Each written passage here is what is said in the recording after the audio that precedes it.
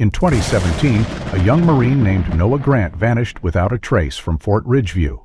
The military ruled him AWOL, but his mother never believed it. 7 years later, a renovation crew uncovered Noah's bracelet and a hidden journal, clues that pointed to a horrifying underground ring operating for years in secret.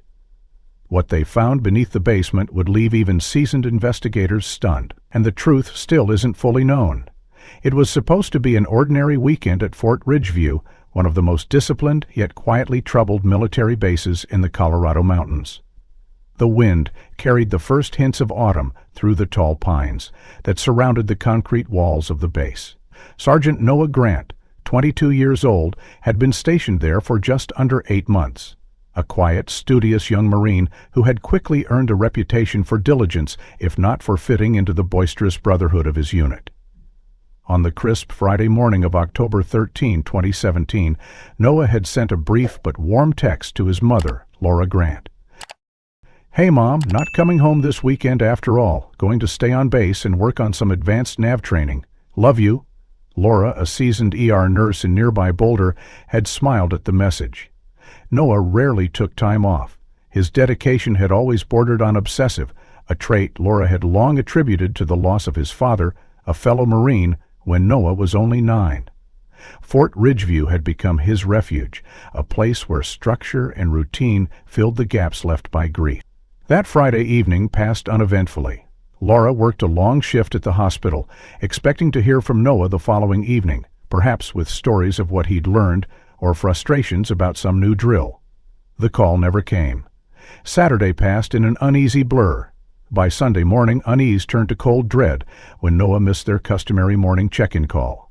Laura dialed him repeatedly. No answer. The base operator could only tell her that Private Grant was currently off duty and not scheduled for any official exercises. By Sunday night, Laura drove to Fort Ridgeview herself. The guard at the gate, a young private who seemed caught between discomfort and official detachment, told her that Private Grant had checked out on Liberty Friday night. According to the sign-out log, he had requested a weekend pass, a fact Laura knew to be false. His text had clearly stated otherwise. She argued, pleaded, demanded to see someone in charge. It took 2 hours before Captain Eric Dwyer, the base's commanding officer, agreed to meet her. Pleasant and precise, Dwyer delivered his words with calm finality. "Mrs. Grant, I understand your concern, but Private Grant signed himself out on leave Friday evening. There is no record of his return. We can only assume he left base grounds voluntarily. I assure you, we will report him as AWOL if he does not appear by tomorrow." Noah would never. She showed Dwyer the text message, her hands trembling. Dwyer's gaze flicked briefly to the screen before returning to its neutral mask. "That is unfortunate, ma'am, but the paperwork suggests otherwise. We have procedures to follow." By Monday, Fort Ridgeview officially classified Noah as AWOL. The military police began a cursory investigation, mostly to satisfy protocol. Laura, refusing to accept the hollow explanations, filed a missing persons report with Boulder PD. The initial investigation focused on Noah's known habits and potential whereabouts. Laura told them over and over Noah had no car. His bike was still in the base racks. His personal belongings, save his wallet and ID, remained untouched in his quarters. He hadn't spoken of any trips or plans, and, crucially, his phone had last pinged from a tower located within Fort Ridgeview's perimeter. Yet when civilian investigators requested full access to base surveillance for the relevant time frame, Friday night through Sunday p.m. to 10:22 p.m. Friday, technical issue, they claimed, routine server maintenance. Laura nearly collapsed when she heard it. Maintenance? The one weekend her son disappeared? The coincidence was too sharp, too cruel. A civilian investigator confided quietly to Laura that even with the base's notorious reluctance to cooperate, this omission stood out. "It smells wrong," he said, "but unless we get a subpoena or congressional pressure, they won't hand over more." Over the weeks that followed, Laura transformed from grieving mother to relentless advocate. She appeared on local news. She organized community searches. Flyers with Noah's smiling face, clear blue eyes, short blonde hair, a hint of shyness in his expression, were stapled to telephone poles and taped to shop windows from Boulder to Colorado Springs. The online forums lit up. Rumors swirled. Some claimed Noah had simply cracked under pressure and run. Others whispered darker theories: abduction, foul play, or internal cover-up. Through it all, Laura clung to the one undeniable truth. Her son had told her he was staying on base. He had no reason to lie, and the missing surveillance hours were no accident. Each night she returned to her modest home, exhausted and hollow-eyed, scanning the same few lines of Noah's last message. Staying on base, nav training, love you, words that now felt like a fading echo through a widening void. 7 years would pass before any real answers would surface, and when they finally did, they would be far darker than anyone could have imagined. 7 years is an eternity when measured in unanswered questions. For Laura Grant, each of those years had been lived in the slow drip of despair, her son's absence a constant weight pressing against her chest. Life had grown hollow. Work, family, even her volunteer efforts in missing persons advocacy felt dulled by the ache of not knowing. Through every sleepless night and fruitless lead, she clung to a thin, desperate hope that Noah was alive. In the summer of 2024, Fort Ridgeview began a long daily renovation of the East Barracks, a set of aging housing units originally slated for decommissioning 5 years prior. Budget cuts and shifting priorities had postponed the project repeatedly, but now the battered two-storm buildings were finally being gutted in preparation for new construction. The East Barracks held a grim notoriety among older personnel, a fading reminder of the base's less polished past. Among the buildings being stripped was Barracks Block C, where Noah Grant had lived during his brief tenure on base. It had been largely unoccupied since his disappearance, a detail not lost on those assigned to clean it out. On a humid August morning, a civilian contractor named Mike Harlan worked alongside 2 junior soldiers, tasked with removing the old HVAC units and ductwork. The building was stifling without active ventilation, the thick smell of dust and mildew clinging to every surface. Mike had seen stranger things over the years: old bottles of contraband booze, graffiti in hidden corners, even the occasional forgotten weapon. Still, when his gloved hands reached into the vent beneath a second-floor bunk, he didn't expect what his fingers closed around.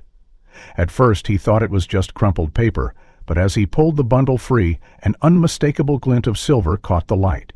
He unwrapped it carefully, his curiosity giving way to unease. Inside were several tightly rolled magazines, yellowed and brittle with age. A closer look revealed the unmistakable covers, gay adult magazines, all dated from the late 2010s. Nestled between them was a thin silver bracelet, tarnished from years of neglect. Mike's breath caught as he read the engraving. He called one of the soldiers over, a corporal named Diaz. "Hey, you better get your CO. We've got something here." Within 20 minutes, the site supervisor had sealed off the room. Base security arrived soon after, led by none other than Captain Eric Dwyer, whose tenure had somehow extended through years of controversy and whispered scandals. Now grayer, leaner, but no less controlled, Dwyer entered the room with a calculated calm. He examined the evidence briefly before ordering it bagged and logged. The magazines were degrading, but the bracelet remained intact. A forensic tech on site noted the location with meticulous care.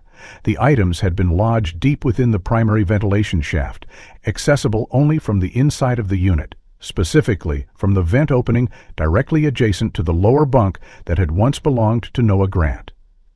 It would have been impossible to insert the materials from any external access point. As news of the discovery reached the base's legal office, a mandatory notification was triggered to Boulder PD, who had kept Noah's file open as a cold case. Laura received the call on an otherwise unremarkable Thursday morning. When her phone lit up with the unfamiliar number, her stomach turned before she even answered.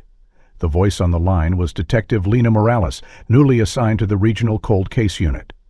"Mrs. Grant, this is Detective Morales with Boulder PD. We've received word from Fort Ridgeview regarding a development in your son's case. I'd like to meet with you as soon as possible." Laura's hand shook as she gripped the phone. "What did they find?" "It's best if we discuss in person," Morales replied gently.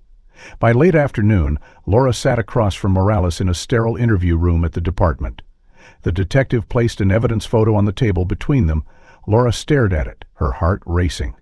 The bracelet was unmistakable. She had given it to Noah on his 18th birthday. a simple piece of silver engraved with his initials. He'd worn it constantly until his enlistment, when base regulations required him to remove personal jewelry during certain activities. "That's his," Laura whispered, tears welling. "That's Noah's bracelet," Morales nodded. "We also recovered these magazines alongside it." She hesitated. "They were concealed in a location adjacent to your son's bunk. It's not clear whether he placed them there or if someone else did." Laura frowned, confusion warring with instinctual protectiveness. "Noah wasn't, he never said, but even if he was, why would he need to hide them? And why are they still there after all this time?" Morales met her gaze evenly. "That's exactly what we intend to find out. The placement of the items is suspicious. They weren't casually stashed. Someone went to great effort to conceal them deep in the ventilation system. And given the proximity to your son's bunk, we need to consider all possibilities."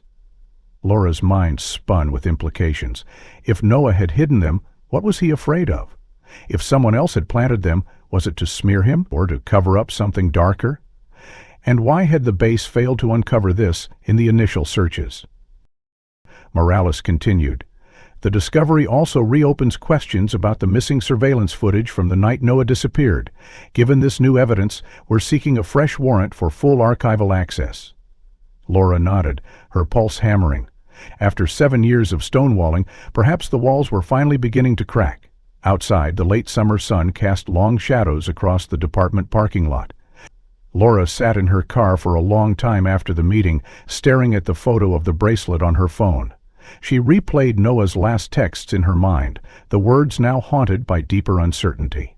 "Staying on base, nav training, love you." Her instincts screamed that the discovery was no accident. Someone had known it was there, someone had left it anyone to look again. And somewhere, hidden beneath layers of silence and lies, the truth about Noah Grant still waited in the dark. The invitation came quicker than Laura expected. 2 days after Detective Morales showed her the photo of Noah's bracelet, an official call came from Fort Ridgeview's Public Affairs Office. The voice on the other end was clipped, almost rehearsed. "Mrs. Grant, in light of recent developments regarding your son's case, the base commander has authorized a visit to Fort Ridgeview to review the new findings in person." There was no mention of the bracelet or the magazines. The caller seemed eager to frame it as a gesture of transparency, but Laura sensed something else beneath the words. Urgency, perhaps even damage control. She agreed immediately. The following morning, beneath a sky streaked with early autumn clouds, she drove up the winding highway toward the base. The towering pines that lined the road blurred past as her thoughts spun. The familiar knot of dread in her stomach had returned full force. Passing the main gate, her car was stopped for inspection. A young private approached, barely out of his teens, eyes wary as he took her ID and scanned it. When he returned her card, his gaze flicked to her face and lingered a second too long. Recognition flashed, followed by a quick drop of his eyes. "You can proceed, ma'am. Visitor parking is straight ahead." The exchange set Laura even more on edge.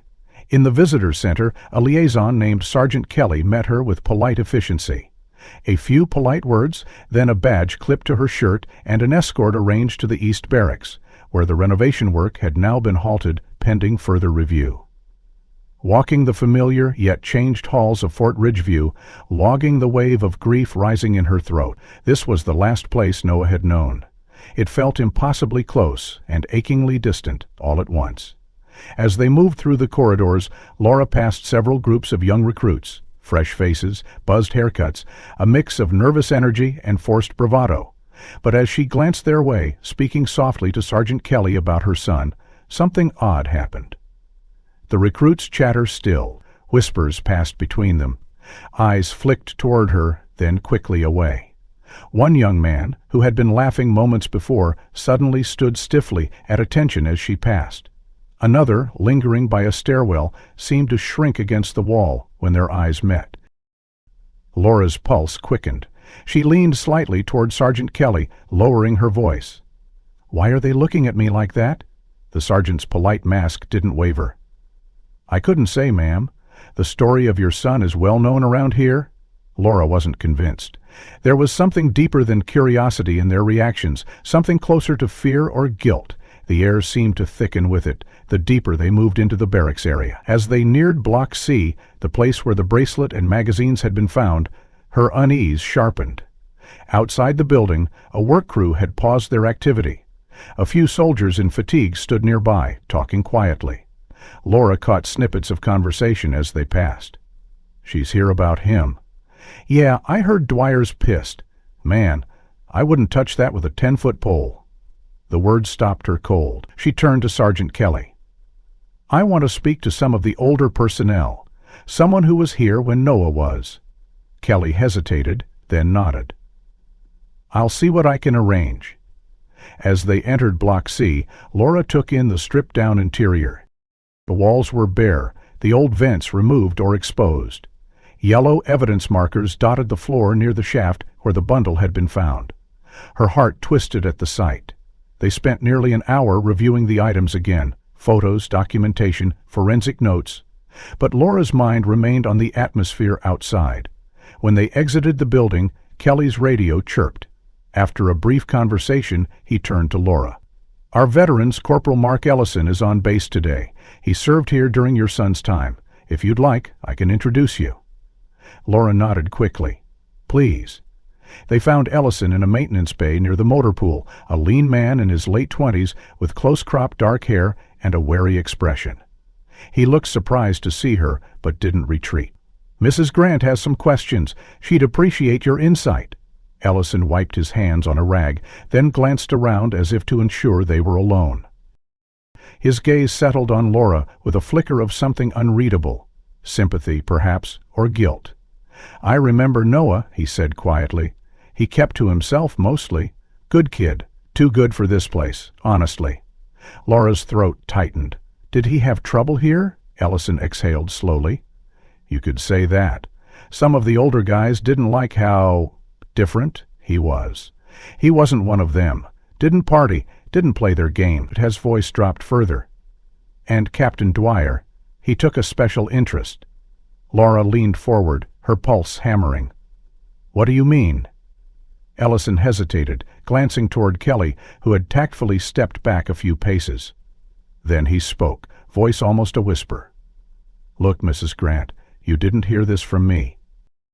But if you're smart, you won't go digging too hard. People who do, things don't end well. Dwyer's got friends in high places, always has, and Noah, whatever happened to him, I'm not sure everyone wants that truth coming out." Laura's breath caught. "Are you saying he was targeted?"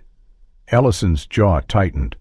"I'm saying, don't ask Dwyer about Noah. Some things here are better left alone." The words echoed in her mind long after she thanked him and walked away. Better left alone. But for Laura Grant, there was no turning back now. The shadows that had swallowed her son were shifting, restless, and she would follow them, no matter where they led. The words of Corporal Ellison followed Laura like a shadow long after she left the motor pool. Every glance from the young recruits, every half-spoken sentence that trailed off when she passed, added to the growing weight in her chest. The air at Fort Ridgeview seemed thicker now, charged with unspoken truths. But it wasn't in Laura's nature to back down, not when her son's fate hung in the balance. She spent the night in a modest on-base guest room, sleep elusive. Her mind kept replaying Ellison's warning. Don't ask Dwyer about Noah. Better left alone. Yet the next morning, as sunlight spilled through the blinds, Laura rose with a renewed determination. If Dwyer had secrets to protect, then she would dig where he couldn't control. That opportunity came sooner than expected. Detective Morales, now working closely with the base liaison, arranged for Laura to review older administrative records with the official pretext of helping update missing persons documentation. It was a small concession, but one that Morales had said in a low voice, "But you as family might get more access than we will, for now." Fort Ridgeview's medical wing, though modernized in some areas, still kept older files in a backroom archive that hadn't yet been fully digitized.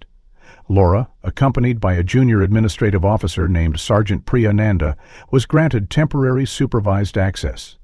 The archive was a small, dim room lined with metal cabinets and shelves stacked with aging file boxes. The smell of paper and antiseptic hung in the air. Laura's pulse quickened as she stepped inside. This was where the past lived, tucked away and forgotten. "I'll be right outside if you need anything," Nancy said, offering a faint smile before retreating to a desk near the door. Alone, Laura began methodically scanning the labels. The system wasn't well organized. Some boxes were categorized by year, others by department or patient last name. She worked steadily, fingers trailing over faded file tabs. Nearly 2 hours passed before a name caught her eye. Grant, Noah S. Her breath caught. The folder, dusty and slightly warped, sat wedged between several others. Laura pulled it free, heart racing. Inside were the expected forms, vaccination records, enlistment physical, routine checkups. But as she flipped further, one document stopped her cold. A medical report dated October 6, 2017, just 1 week before Noah's disappearance. The heading read, "Clinical Evaluation, Unscheduled Visit." Laura's eyes scanned the text rapidly. The attending physician had noted, "Patient presents with deep contusion along left lateral rib cage. No reported accident or training injury. Patient appeared tense during examination. No additional trauma observed." Her hands shook as she traced the line. No reported accident or training injury. Laura's instincts screamed. Noah had been hurt and had told no one how. Why? Who had done this to him? And why had this record never surfaced in any investigation? She checked the signature at the bottom left corner. Patrick Weller, M.D. The name was unfamiliar. Determined, Laura left the archive room, clutching the folder. Outside, she approached Sergeant Nanda. "Can you tell me where I can find Dr. Weller?" Nanda hesitated. "Dr. Weller? He's not here anymore. Transferred a long time ago." Laura's pulse pounded. "When?" Nanda tapped at her terminal, eyes flicking through the base personnel database. "Let's see." Weller was transferred to Joint Base Lewis Embassy Court in Washington State. Transfer date, October 20, 2017. Laura's breath caught. That was less than a week after Noah disappeared. Was that a scheduled move? Nanda frowned. Not according to this. It was processed as an expedited reassignment. The implications settled over Laura like a lead weight. A doctor who had examined Noah after an unexplained injury had left the base under unusual circumstances mere days after Noah vanished. It couldn't be coincidence. Fighting to keep her voice steady, Laura thanked Nanda and returned to the guest room, clutching the folder. She called Morales immediately. "Detective, I found something. You need to see this." An hour later, Morales arrived at the guest room, eyes narrowing as she read the medical report. "Damn," she murmured. "This was never included in the file Fort Ridgeview gave us." "And the doctor?" Laura pressed. Morales nodded grimly. "I'll get in touch with Lewis. McForge said this could explain a lot. Someone hurt Noah, and someone didn't want it recorded." Laura's mind reeled. The picture was becoming clearer and darker. Someone on this base had marked her son. Someone with the power to erase records and move witnesses. The missing hours of surveillance, the buried bracelet, the warning from Ellison, all pointed to a truth long hidden. And now, finally, Laura had a lead that might tear the silence apart. The discovery of Noah's unexplained injury and Dr. Weller's abrupt transfer left Laura more determined than ever. Her call with Detective Morales had confirmed one thing: this was no accident and no coincidence. Someone had hurt her son, and someone had ensured the truth stayed buried.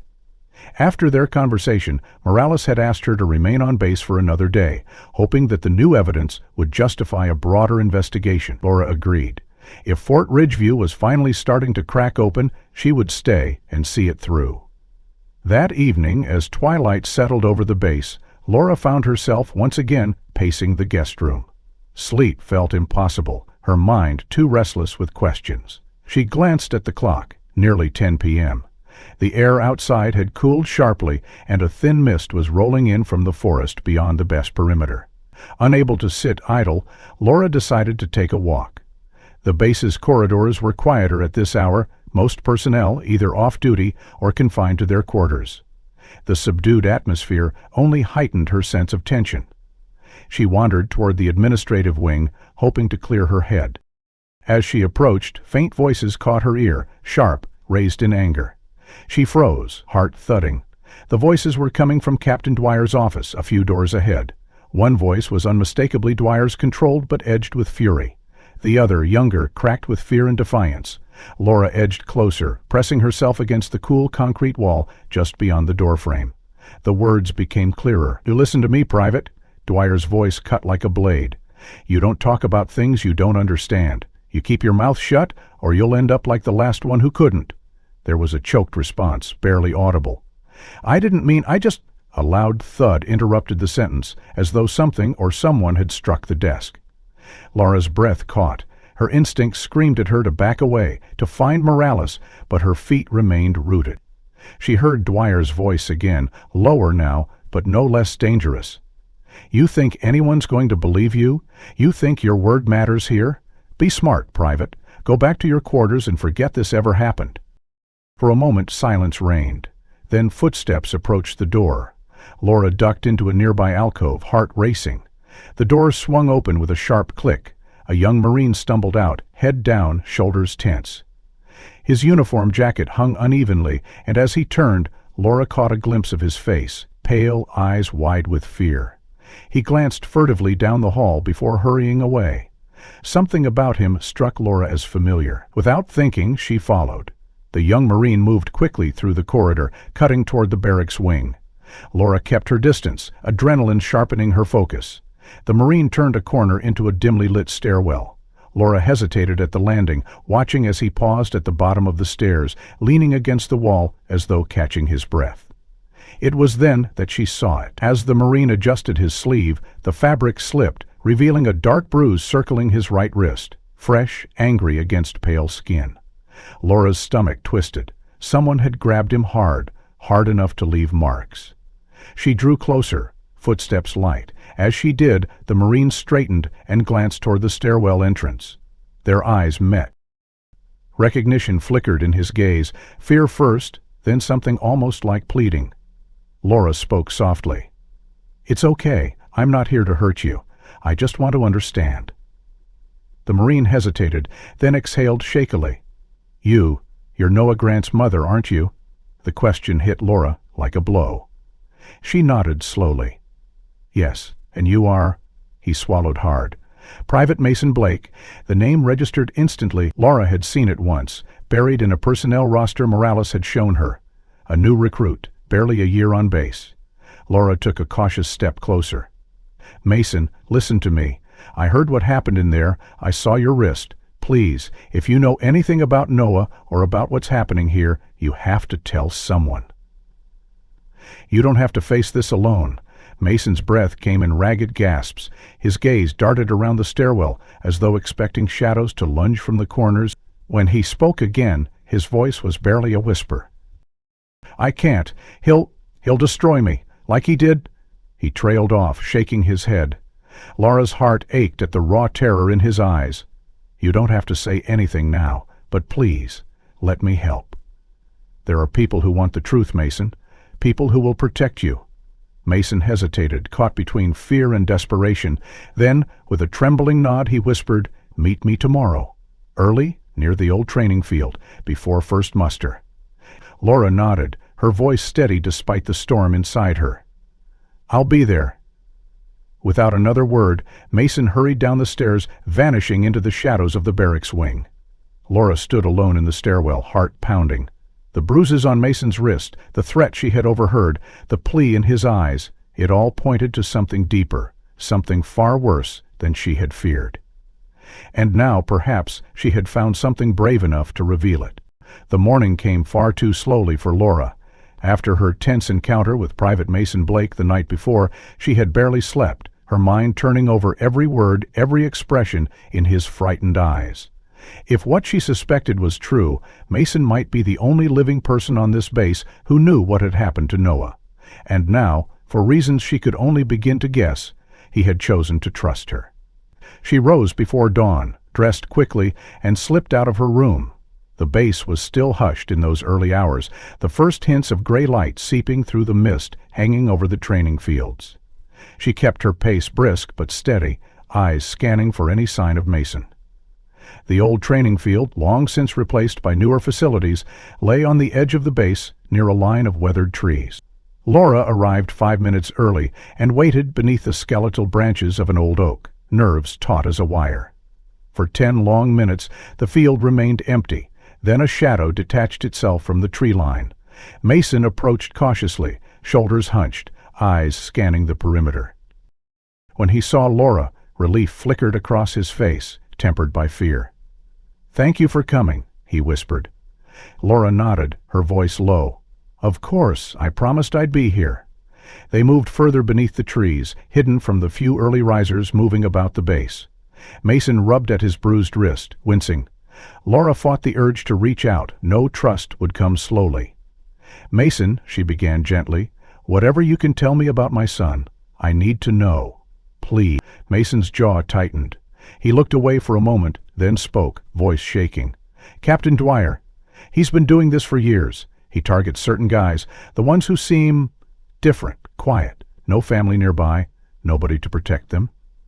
Laura's breath caught. Her heart hammered in her chest. "Are you saying he forces them?" Mason nodded once, eyes clouded with shame. "He manipulates them. Starts with private talks, offers favors, hints at promotions or special privileges. Then it turns darker. Threats. Blackmail. If they resist." He glanced down at his wrist. "And my son?" Mason swallowed hard. "I wasn't here when it happened, but everyone knows the story. The older guys used to whisper about it when they thought no one was listening. They said Noah was one of the first. He resisted, fought back." He shuddered. Ashler felt tears sting her eyes, but she forced herself to stay focused. "Why hasn't anyone come forward?" Mason's laugh was bitter. "You don't get it. Dwyer controls everything here. He has friends high up, and the guys he uses, they're too scared or too broken to fight him." Laura drew a trembling breath. "Mason, this is so important. Is there any proof?" Mason hesitated, glancing around as if the trees themselves might betray him. Then he leaned closer. "I saw something once, a few weeks ago. I was cleaning in his office, late. He didn't know I was there. I saw him take out a small green notebook, military issue, looked old." He flipped through it, smiling. "I only caught a glimpse, but I swear the name on the inside cover was Noah Grant." Laura's breath caught. Her fingers gripped the edge of her coat. "You're sure?" Mason nodded. "Positive. I recognized the name, and the way he looked at it, like it was a trophy." Laura fought the wave of nausea rising in her throat. Her son's private thoughts, possibly used as a sick prize by the man who had destroyed him. "Do you know where he keeps it?" Mason hesitated. "Most of the time I think it's in his desk, but sometimes I've seen him take it into the old storage room near the gym. He goes in there late at night, locks the door." Lara's mind raced. The old storage room, another piece of the puzzle sliding into place. She looked at Mason, her voice firm but kind. "You've been very brave to tell me this. You don't have to do more if you're afraid. But this is something I can take to the detective." Mason's face twisted with guilt. "I want to help, I do, but if he finds out I talked to you—" His voice broke. Laura reached out then, laying a gentle hand on his uninjured arm. "We'll protect you, I promise. But for now, keep your head down. Don't let him suspect." Mason nodded shakily. "I will. Just be careful, Mrs. Grant. Dwyer is dangerous. He won't stop if he thinks you're getting close." Laura gave his arm a reassuring squeeze. "I understand. Thank you, Mason. You've done more than you know." He turned then, slipping back into the shadows of the base. Laura watched him go, heart heavy with both dread and determination. Now, more than ever, she knew the truth lay close, hidden in a small green notebook that might finally expose the darkness at Fort Ridgeview, and she would not stop until she had it. The knowledge of the green notebook consumed Laura. After her meeting with Mason, she could think of nothing else. Her son's words, possibly his final ones, might be trapped in that book. If Dwyer truly kept it as a trophy, it might be the key to forcing the truth into the light. But getting to it would be dangerous. She spent the rest of the day coordinating quietly with Detective Morales, sharing Mason's revelations. Morales's frustration was evident. "We don't have enough for a search warrant yet. The base is already stonewalling us. If we move too soon, Dwyer will hide it." Laura's heart pounded. "Then I'll get it." Morales hesitated. "I can't advise that." But Laura had already made up her mind. That night, under the guise of retrieving a forgotten personal item from the admit wing, Laura returned to the building. The corridors were mostly deserted at this late hour. Through the glass-paneled door of Dwyer's office, she could see that the lights were off. No one inside. She pressed her ear to the door. Silence. Dwyer often worked late, but tonight was one of the rare evenings he was attending an off-base event, a fact she had confirmed through a conversation she'd overheard earlier. Part racing, Laura slid a thin tool, a simple hairpin, into the lock of the outer door. Years of emergency room improvisation had taught her a few tricks, and tonight, desperation lent her steady hands. The lock clicked open. She slipped inside, closing the door softly behind her. The room smelled faintly of cigar smoke and leather. Dwyer's desk, a heavy mahogany relic, dominated the space. Laura moved quickly, knowing her time was limited. She searched the visible drawers first, stationery, routine files, nothing unusual.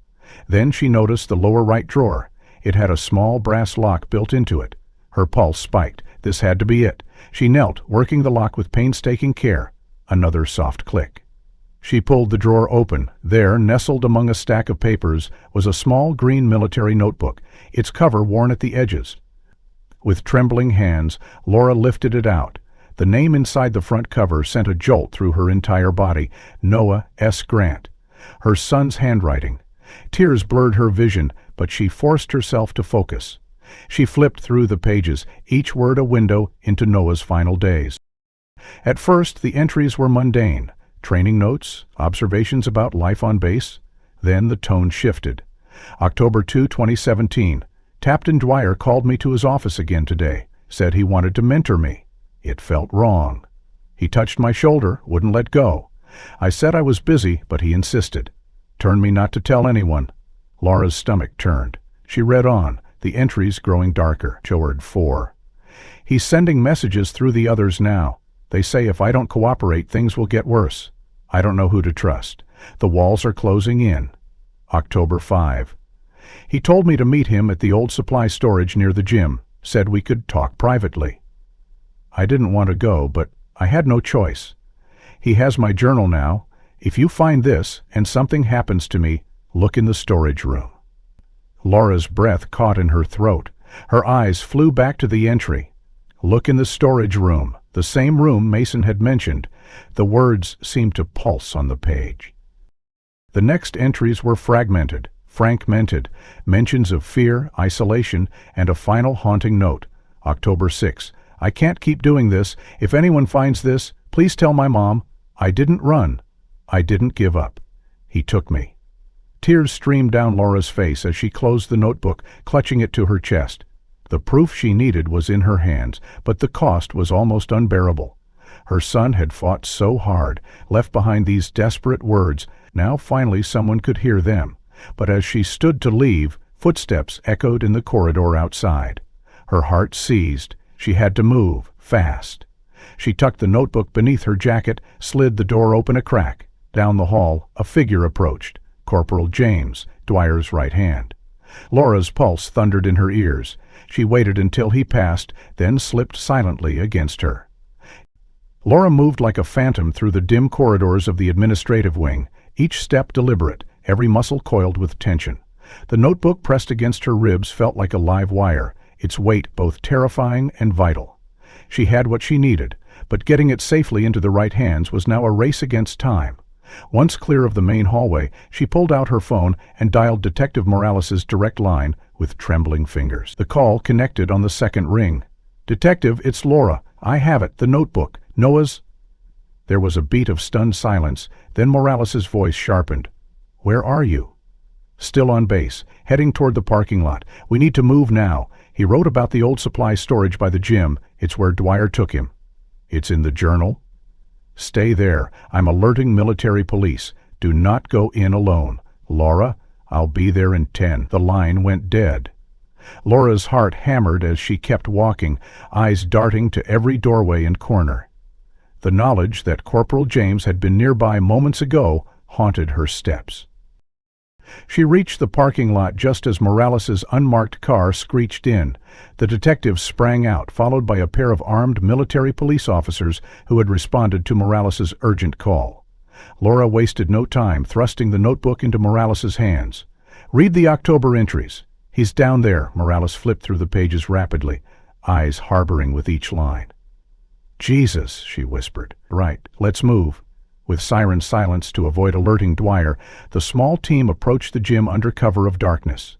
The old supply storage stood just beyond the main building, a squat brick structure with rust-streaked walls and a heavy steel door. The MPs moved into position, weapons drawn. Morales glanced at Laura. "You stay back, please." But Laura shook her head. "I have to see this through." Morales gave a tight nod, understanding. One of the EMPs tested the door. Locked. He produced a breaching tool, and within moments the lock snapped with a sharp crack. The team surged inside, flashlights sweeping the room. The interior was a chaotic jumble of old crates, tarps, and broken equipment. The air smelled of dust and mildew, but it was the floor that drew their attention. Near the back wall, partially concealed beneath a tattered rug and a stack of boxes, was a rectangular metal hatch. One of the MPs yanked it open, revealing a narrow staircase descending into darkness. Morales's voice was taut. There he wrote about this. The team descended cautiously, Laura close behind. Despite Morales's warnings, the stairwell spiraled downward, the air growing colder with each step.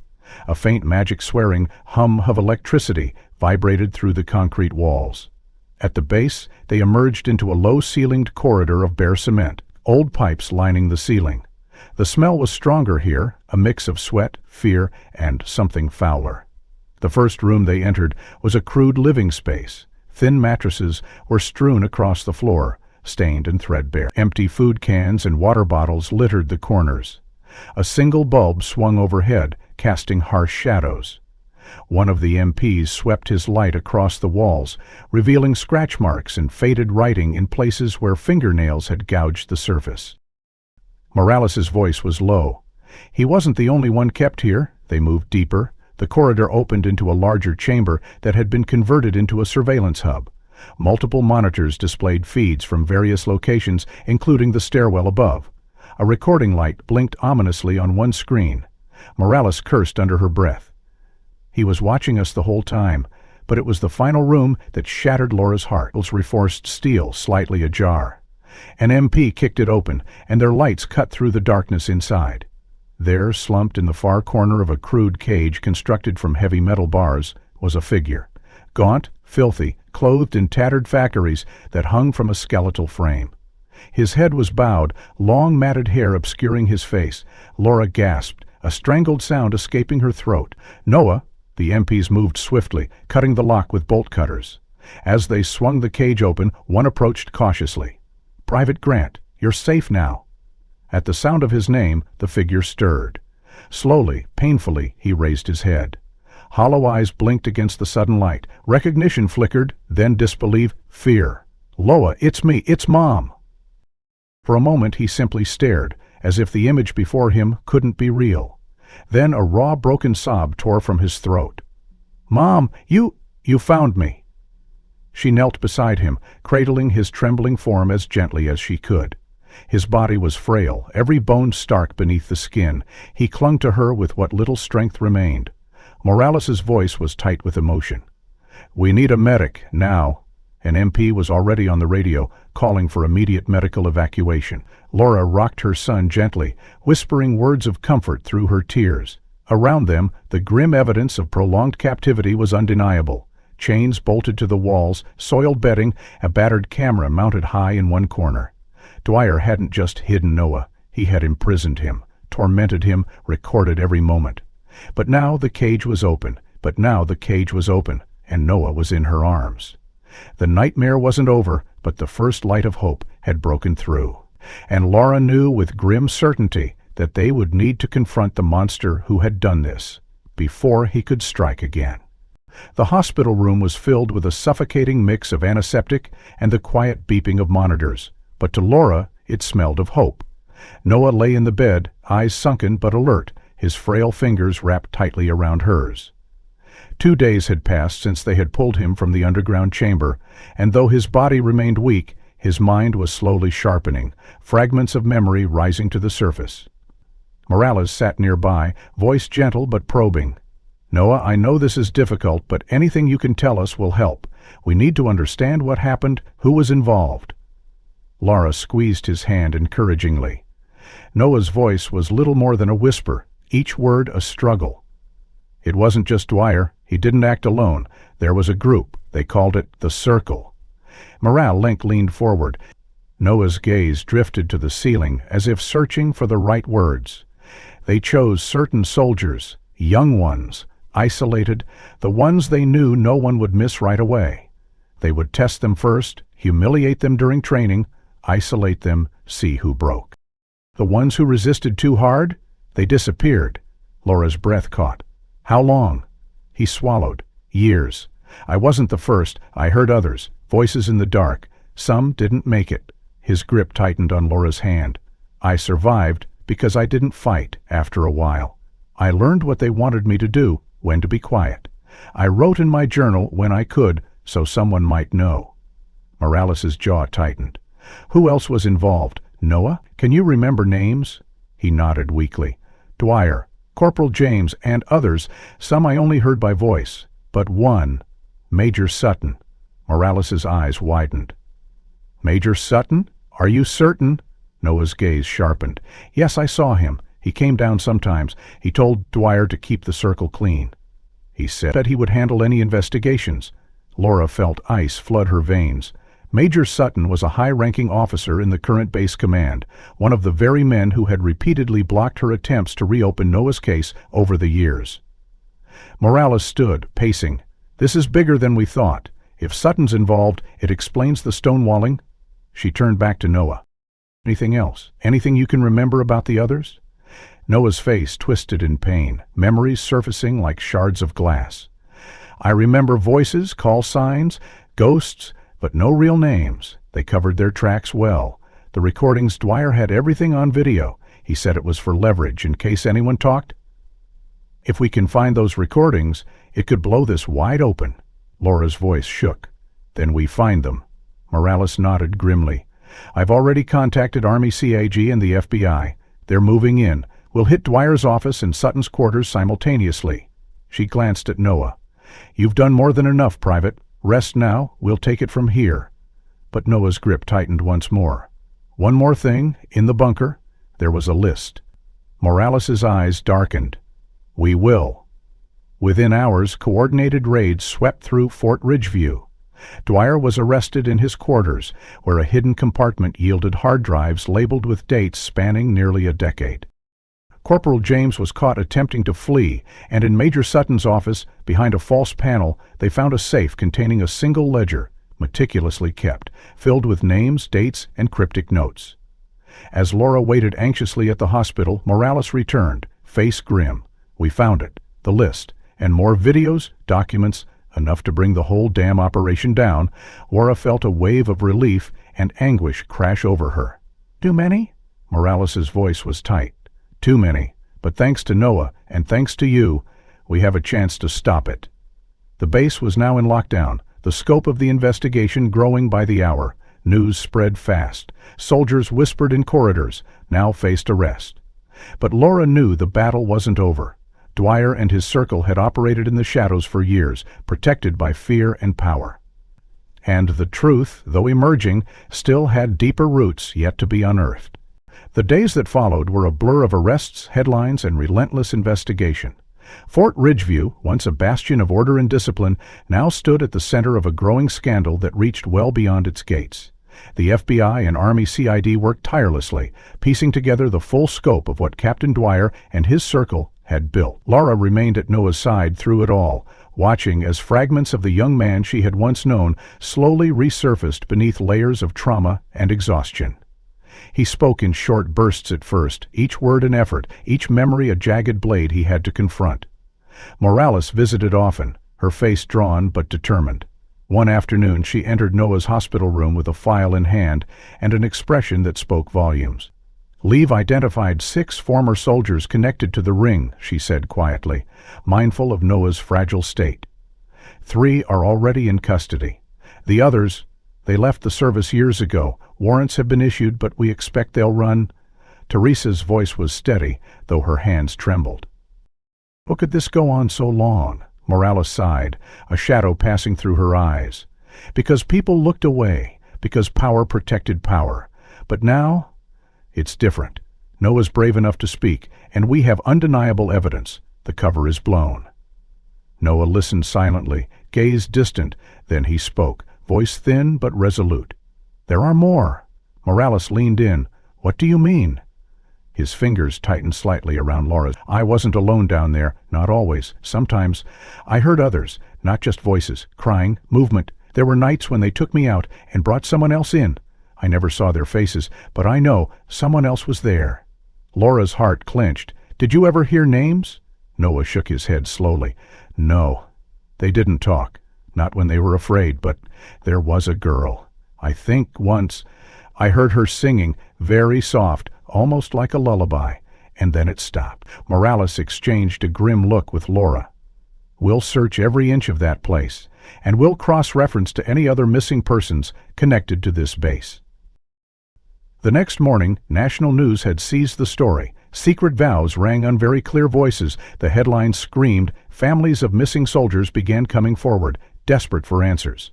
A tip line lit up with calls from veterans and former base personnel who now felt empowered to speak. Some confirmed what Noah had said, rumors that had long been dismissed as conspiracy confaranoia. Among the fugitives now sought were two former non-commissioned officers who had served with Dwyer during the earliest days of the operation.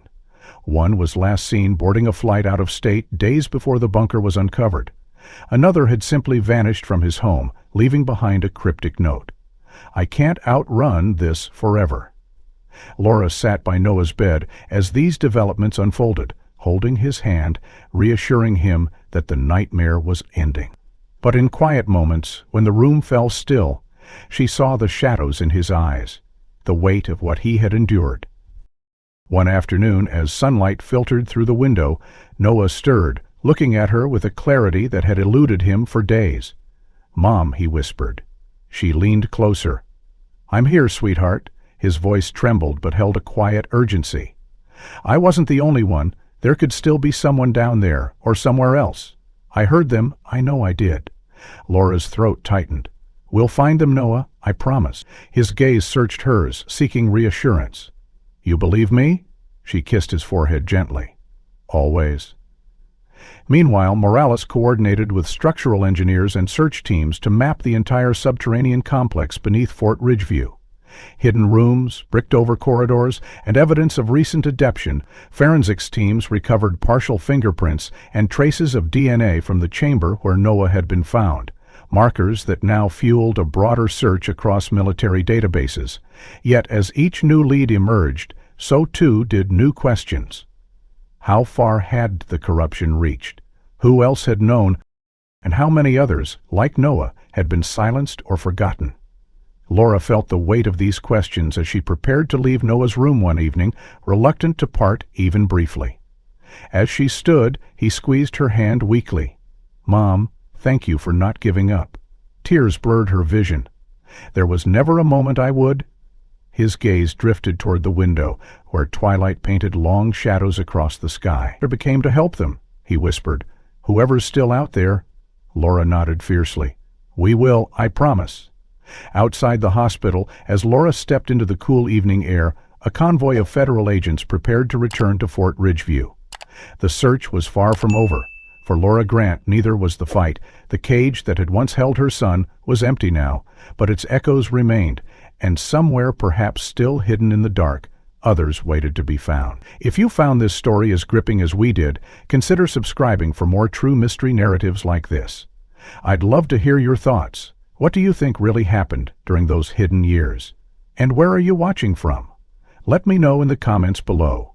Every voice helps us keep these untold stories alive.